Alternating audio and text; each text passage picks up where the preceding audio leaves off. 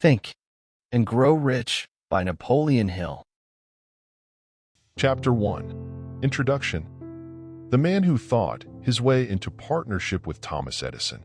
Truly, thoughts are things, and powerful things at that, when they are mixed with definiteness of purpose, persistence, and a burning desire for their translation into riches or other material objects. A little more than 30 years ago, Edwin C. Barnes discovered how true it is that men really do think and grow rich. His discovery did not come about at one sitting. It came little by little, beginning with a burning desire to become a business associate of the great Edison. One of the chief characteristics of Barnes' desire was that it was definite. He wanted to work with Edison, not for him. Observe, carefully, the description of how he went about translating his desire into reality, and you will have a better understanding of the 13 principles which lead to riches. When this desire, or impulsive thought, first flashed into his mind, he was in no position to act upon it. Two difficulties stood in his way. He did not know Mr. Edison, and he did not have enough money to pay his railroad fare to Orange, New Jersey. These difficulties were sufficient to have discouraged the majority of men from making any attempt to carry out the desire. But his was no ordinary desire. He was so determined to find a way to carry out his desire that he finally decided to travel by blind baggage rather than be defeated. To the uninitiated, this means that he went to East Orange on a freight train. He presented himself at Mr. Edison's laboratory and announced he had come to go into business with the inventor. In speaking of the first meeting between Barnes and Edison, years later, Mr. Edison said, "He stood there before me, looking like an ordinary tramp, but there was something in the expression of his face which conveyed the impression that he was determined to get what he had come after." I had learned, from years of experience with men, that when a man really desires a thing so deeply that he is willing to stake his entire future on a single turn of the wheel in order to get it, he is sure to win. I gave him the opportunity he asked for, because I saw he had made up his mind to stand by until he succeeded. Subsequent events proved that no mistake was made. Just what young Barnes said to Mr. Edison on that occasion was far less important than that which he thought. Edison, himself, said so. It could not have been the young man's appearance which got him his start in the Edison office, for that was definitely against him. It was what he thought that counted. If the significance of this statement could be conveyed to every person who reads it, there would be no need for the remainder of this book. Barnes did not get his partnership with Edison on his first interview. He did get a chance to work in the Edison offices at a very nominal wage, doing work that was unimportant to Edison, but most important to Barnes, because it gave him an opportunity to display his merchandise where his intended partner could see it. Months went by. Apparently nothing happened to bring the coveted goal which Barnes had set up in his mind as his definite major purpose. But something important was happening in Barnes' mind. He was constantly intensifying his desire to become the business associate of Edison. Psychologists have correctly said that when one is truly ready for a thing, it puts in its appearance. Barnes was ready for a business association with Edison. Moreover, he was determined to remain ready until he got that which he was seeking. He did not say to himself, "Oh well, what's the use? I guess I'll change my mind and try for a salesman's job." But he did say, "I came here to go into business with Edison, and I'll accomplish this end if it takes the remainder of my life." He meant it. What a different story men would have to tell if only they would adopt a definite purpose and stand by that purpose until it had time to become an all-consuming obsession. Maybe young Barnes did not know it at the time, but his bulldog determination, his persistence in standing back of a single desire, was destined to mow down all opposition and bring him the opportunity he was seeking. When the opportunity came, it appeared in a different form and from a different direction than Barnes had expected. That is one of the tricks of opportunity. It has a sly habit of slipping in by the back door, and often it comes disguised in the form of misfortune or temporary defeat. Perhaps this is why so many fail to recognize opportunity. Mr. Edison had just perfected a new office device, known at that time as the Edison dictating machine, now the Ediphone. His salesmen were not enthusiastic over the machine. They did not believe it could be sold without great effort. Barnes saw his opportunity. It had crawled in quietly, hidden in a queer-looking machine which interested no one but Barnes and the inventor. Barnes knew he could sell the Edison dictating machine. He suggested this to Edison and promptly got his chance. He did sell the machine. In fact, he sold it so successfully that Edison gave him a contract to distribute and market it all over the nation.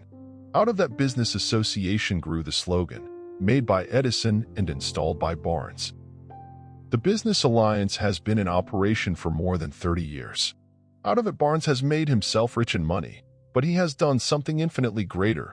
He has proved that one really may think and grow rich. How much actual cash that original desire of Barnes has been worth to him? I have no way of knowing. Perhaps it has brought him $2 or $3 million, but the amount, whatever it is, becomes insignificant when compared with the greater asset he acquired in the form of definite knowledge that an intangible impulse of thought can be transmuted into its physical counterpart by the application of known principles. Barnes literally thought himself into a partnership with the great Edison. He thought himself into a fortune. He had nothing to start with except the capacity to know what he wanted and the determination to stand by that desire until he realized it. He had no money to begin with. He had but little education. He had no influence, but he did have initiative, faith, and the will to win.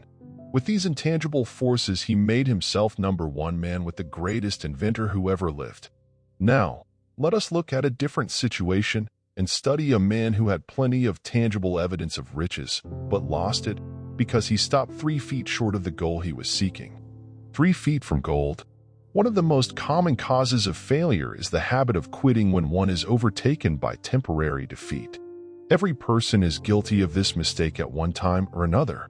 An uncle of you Darby was caught by the gold fever in the gold rush days and went west to dig and grow rich. He had never heard that more gold has been mined from the brains of men than has ever been taken from the earth. He staked a claim and went to work with pick and shovel. The going was hard, but his lust for gold was definite. After weeks of labor, he was rewarded by the discovery of the shining ore. He needed machinery to bring the ore to the surface. Quietly, he covered up the mine, retraced his footsteps to his home in Williamsburg, Maryland, told his relatives and a few neighbors of the strike. They got together money for the needed machinery, had it shipped. The uncle and Darby went back to work the mine. The first car of ore was mined and shipped to a smelter. The returns proved they had one of the richest mines in Colorado. A few more cars of that ore would clear the debts. Then would come the big killing and profits. Down went the drills. Up went the hopes of Darby and uncle. Then something happened. The vein of gold ore disappeared. They had come to the end of the rainbow, and the pot of gold was no longer there.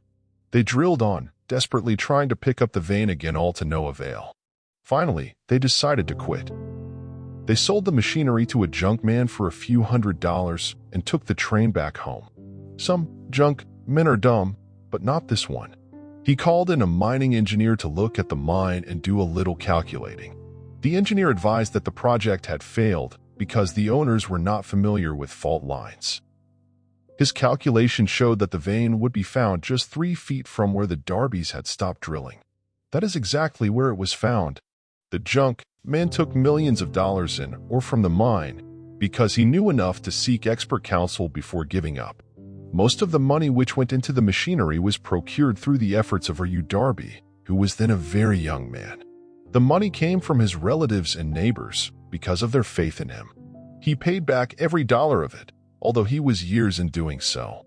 Long afterward, Mr. Darby recouped his loss many times over, when he made the discovery that desire can be transmuted into gold. The discovery came after he went into the business of selling life insurance. Remembering that he lost a huge fortune because he stopped 3 feet from gold, Darby profited by the experience in his chosen work, by the simple method of saying to himself, "I stopped 3 feet from gold, but I will never stop because men say no when I ask them to buy insurance."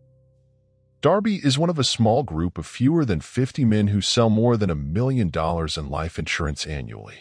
He owes his stickability to the lesson he learned from his quitability in the gold mining business. Before success comes in any man's life, he is sure to meet with much temporary defeat and, perhaps, some failure. When defeat overtakes a man, the easiest and most logical thing to do is to quit. That is exactly what the majority of men do. More than 500 of the most successful men this country has ever known told the author their greatest success came just one step beyond the point at which defeat had overtaken them. Failure is a trickster with a keen sense of irony and cunning. It takes great delight in tripping one when success is almost within reach. A 50-cent lesson in persistence. Shortly after Mr. Darby received his degree from the University of Hard Knocks and had decided to profit by his experience in the gold mining business, he had the good fortune to be present on an occasion that proved to him that no does not necessarily mean no. One afternoon, he was helping his uncle grind wheat in an old-fashioned mill. The uncle operated a large farm on which a number of colored sharecrop farmers lived. Quietly, the door was opened, and a small colored child, the daughter of a tenant, walked in and took her place near the door. The uncle looked up, saw the child, and barked at her roughly. "What do you want?" Meekly, the child replied, "My mammy say send her 50 cents. "I'll not do it," the uncle retorted. "Now you run on home." "Yes, sir," the child replied. But she did not move. The uncle went ahead with his work, so busily engaged that he did not pay enough attention to the child to observe that she did not leave. When he looked up and saw her still standing there, he yelled at her, "I told you to go on home. Now go, or I'll take a switch to you." The little girl said, "Yes, sir," but she did not budge an inch. The uncle dropped the sack of grain he was about to pour into the mill hopper, picked up a barrel stave, and started toward the child with an expression on his face that indicated trouble. Darby held his breath. He was certain he was about to witness a murder. He knew his uncle had a fierce temper. He knew that colored children were not supposed to defy white people in that part of the country. When the uncle reached the spot where the child was standing, she quickly stepped forward one step, looked up into his eyes, and screamed at the top of her shrill voice, "And why mammy's gotta have that 50 cents. The uncle stopped, looked at her for a minute, then slowly laid the barrel stave on the floor, put his hand in his pocket, took out $50, and gave it to her. The child took the money and slowly backed toward the door, never taking her eyes off the man whom she had just conquered. After she had gone, the uncle sat down on a box and looked out the window into space for more than 10 minutes. He was pondering, with awe, over the whipping he had just taken. Mr. Darby, too, was doing some thinking. That was the first time in all his experience that he had seen a colored child deliberately master an adult white person. How did she do it? What happened to his uncle that caused him to lose his fierceness and become as docile as a lamb? What strange power did this child use that made her master over her superior? These and other similar questions flashed into Darby's mind, but he did not find the answer until years later, when he told me the story. Strangely, the story of this unusual experience was told to the author in the old mill, on the very spot where the uncle took his whipping. Strangely, too, I had devoted nearly a quarter of a century to the study of the power which enabled an ignorant, illiterate colored child to conquer an intelligent man. As we stood there in that musty old mill, Mr. Darby repeated the story of the unusual conquest and finished by asking, "What can you make of it? What strange power did that child use that so completely whipped my uncle?" The answer to his question will be found in the principles described in this book. The answer is full and complete. It contains details and instructions sufficient to enable anyone to understand and apply the same force which the little child accidentally stumbled upon.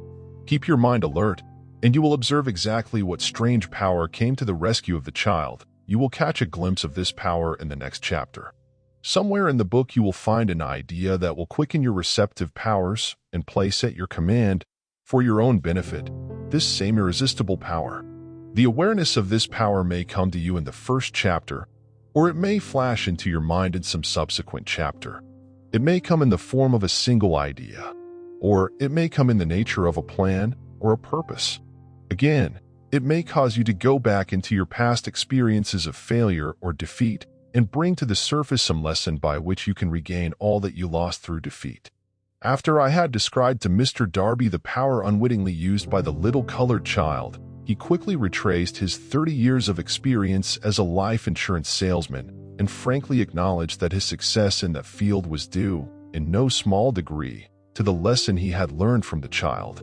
Mr. Darby pointed out, Every time a prospect tried to bow me out without buying, I saw that child standing there in the old mill, her big eyes glaring in defiance, and I said to myself, I've got to make this sale.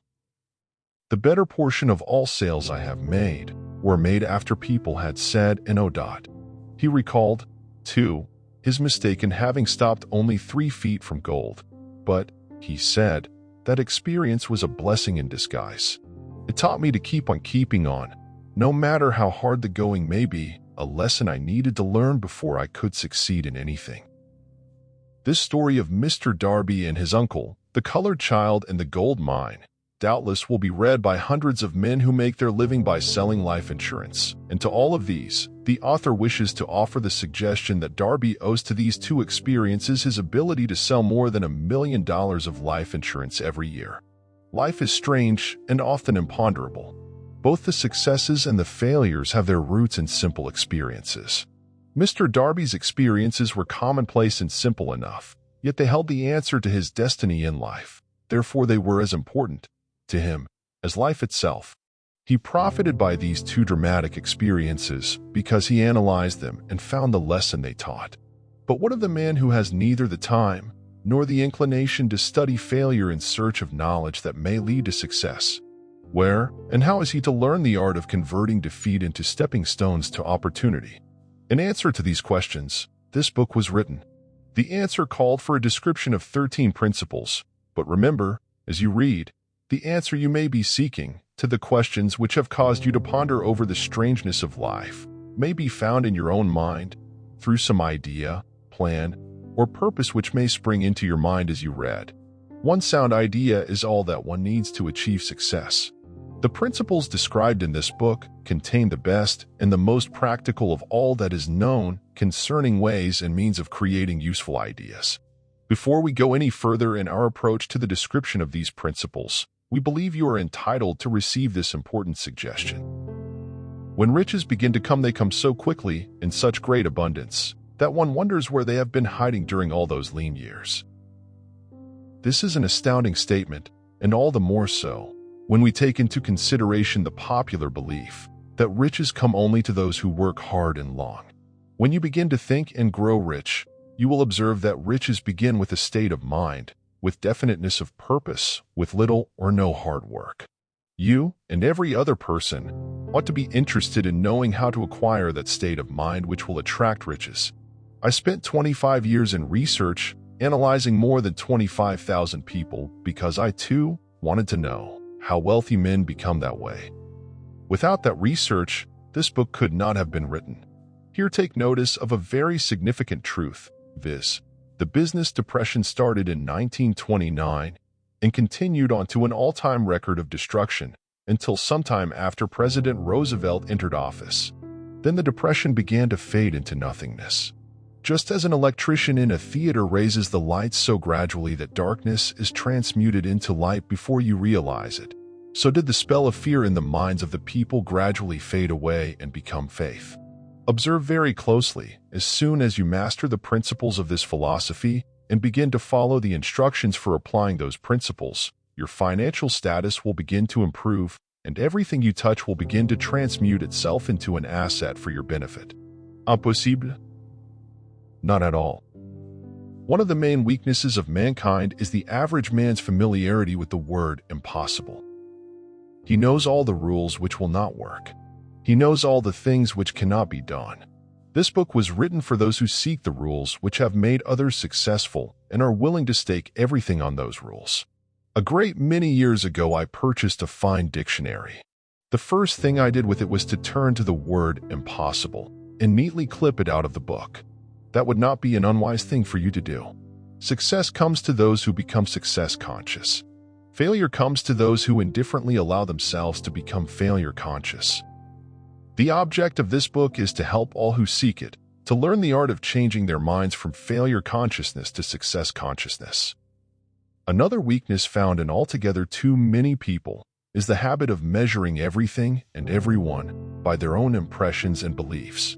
Some who will read this will believe that no one can think and grow rich.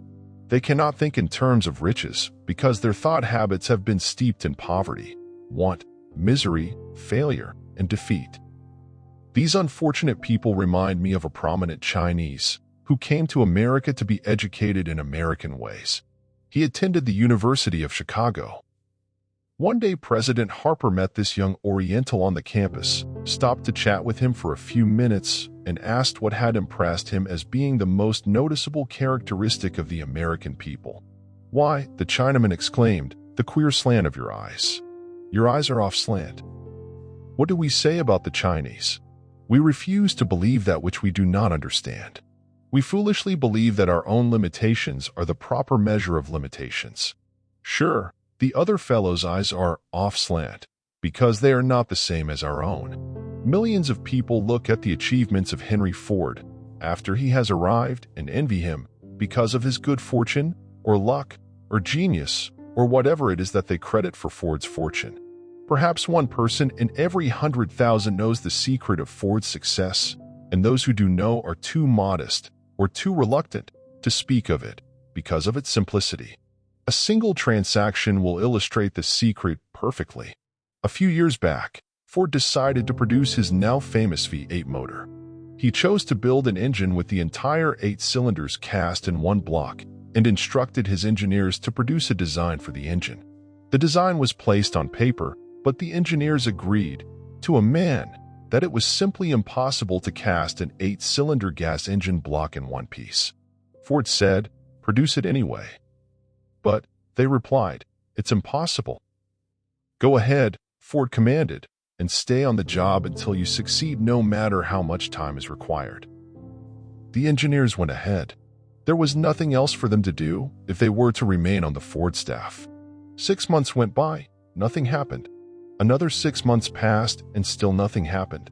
The engineers tried every conceivable plan to carry out the orders, but the thing seemed out of the question, impossible. At the end of the year, Ford checked with his engineers, and again they informed him they had found no way to carry out his orders. "Go right ahead," said Ford. "I want it, and I'll have it." They went ahead, and then, as if by a stroke of magic, the secret was discovered. The Ford determination had won once more. This story may not be described with minute accuracy, but the sum and substance of it is correct. Deduce from it, you who wish to think and grow rich, the secret of the Ford millions, if you can. You will not have to look very far. Henry Ford is a success because he understands and applies the principles of success. One of these is desire, knowing what one wants. Remember this Ford story as you read, and pick out the lines in which the secret of his stupendous achievement have been described. If you can do this, if you can lay your finger on the particular group of principles which made Henry Ford rich, you can equal his achievements in almost any calling for which you are suited. You are the master of your fate, the captain of your soul, because when Henley wrote the prophetic lines, "I am the master of my fate, I am the captain of my soul," he should have informed us that we are the masters of our fate, the captains of our souls, because we have the power to control our thoughts. He should have told us that the ether in which this little earth floats, in which we move and have our being, is a form of energy moving at an inconceivably high rate of vibration, and that the ether is filled with a form of universal power which adapts itself to the nature of the thoughts we hold in our minds, and influences us in natural ways to transmute our thoughts into their physical equivalent. If the poet had told us of this great truth, we would know why it is that we are the masters of our fate, the captains of our souls. He should have told us, with great emphasis, that this power makes no attempt to discriminate between destructive thoughts and constructive thoughts, that it will urge us to translate into physical reality thoughts of poverty, just as quickly as it will influence us to act upon thoughts of riches. He should have told us, too, that our brains become magnetized with the dominating thoughts which we hold in our minds, and, by means with which no man is familiar, these magnets attract to us the forces, the people, the circumstances of life which harmonize with the nature of our dominating thoughts.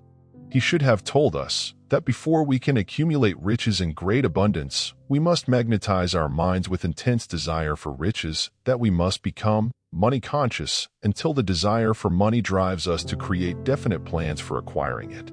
But, being a poet and not a philosopher, Henley contented himself by stating a great truth in poetic form, leaving those who followed him to interpret the philosophical meaning of his lines. Little by little, the truth has unfolded itself until it now appears certain that the principles described in this book hold the secret of mastery over our economic fate. We are now ready to examine the first of these principles. Maintain a spirit of open-mindedness, and remember as you read, they are the invention of no one man. The principles were gathered from the life experiences of more than 500 men who actually accumulated riches in huge amounts, men who began in poverty, with but little education, without influence. The principles worked for these men. You can put them to work for your own enduring benefit. You will find it easy, not hard, to do. Before you read the next chapter, I want you to know that it conveys factual information which might easily change your entire financial destiny, as it has so definitely brought changes of stupendous proportions to two people described. I want you to know, also, that the relationship between these two men and myself is such that I could have taken no liberties with the facts, even if I had wished to do so. One of them has been my closest personal friend for almost 25 years. The other is my own son. The unusual success of these two men, success which they generously accredit to the principle described in the next chapter, more than justifies this personal reference as a means of emphasizing the far-flung power of this principle. Almost 15 years ago, I delivered the commencement address at Salem College, Salem, West Virginia. I emphasized the principle described in the next chapter with so much intensity that one of the members of the graduating class definitely appropriated it and made it a part of his own philosophy. The young man is now a member of Congress and an important factor in the present administration. Just before this book went to the publisher, he wrote me a letter in which he so clearly stated his opinion of the principle outlined in the next chapter that I have chosen to publish his letter as an introduction to that chapter. It gives you an idea of the rewards to come. My dear Napoleon, my service as a member of Congress having given me an insight into the problems of men and women, I am writing to offer a suggestion which may become helpful to thousands of worthy people. With apologies, I must state that the suggestion, if acted upon, will mean several years of labor and responsibility for you. But I am enheartened to make this suggestion because I know your great love for rendering useful service. In 1922, you delivered the commencement address at Salem College when I was a member of the graduating class. In that address, you planted in my mind an idea which has been responsible for the opportunity one now have to serve the people of my state, and will be responsible, in a very large measure, for whatever success I may have in the future.